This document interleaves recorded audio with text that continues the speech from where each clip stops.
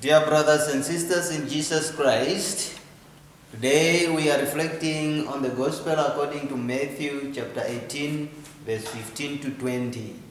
It speaks about brotherly correction and, if you want, sisterly correction as well, and prayer in communion. As we know, in general, Matthew's Gospel was meant for the Jewish Christians under tension. There was fight among themselves. It is written to reassure them that Jesus, though died a death of humiliation, yet he is still a long-awaited Messiah. So, though under the watch of the Messiah, if we read the text well, we will also experience the very same tension as any human community.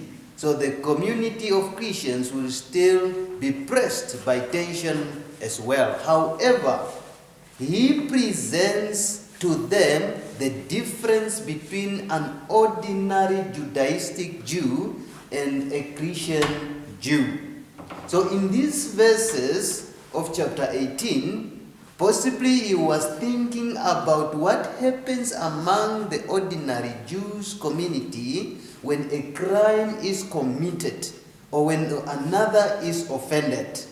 So texts like Exodus chapter 21 verse 23, Leviticus chapter 24 verse 19 to 20, where it speaks about tooth to tooth, eye to eye, life for life, hand for hand, foot for foot, band for band, wound for wound, stroke for stroke, broken limb for broken limb, an injury for an injury, which means an injury inflicted, so will be the injury suffered.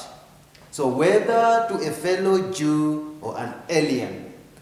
And it's even made worse in Deuteronomy chapter 19 verse 21, where it is said, "You must show no pity." Now reflecting this in comparison with the text in Matthew that tells us about forgiving or giving correction to a brother or a sister in a community who offends you several times, that to say, first time you speak to him or you speak to her, second time with somebody, the third time with the church. So that gives us the understanding that we should be giving other people who offend us time to transform, time to change. So what is it? This means from the Old Testament, it simply means punishment must fit the crime. What you do to me, I do to you, as simple as that. But here Matthew calls them out from old to new, which means in old, an offender is an enemy. It is a call from enmity to friendship, from cruelty to kindness, from mercilessness to mercy and pity, from hatred to love and peace. It is about a new way of life, correcting each other even when it pains. It is a language of solving problems even when it breaks the heart. It requires pardon even when it breaks your heart several times. So now Matthew is writing no more to the Jews, but is writing now to you and me. He is inquiring on our Christian spirit of our daily social engagement with others, whether we are tolerable of others' weaknesses or not.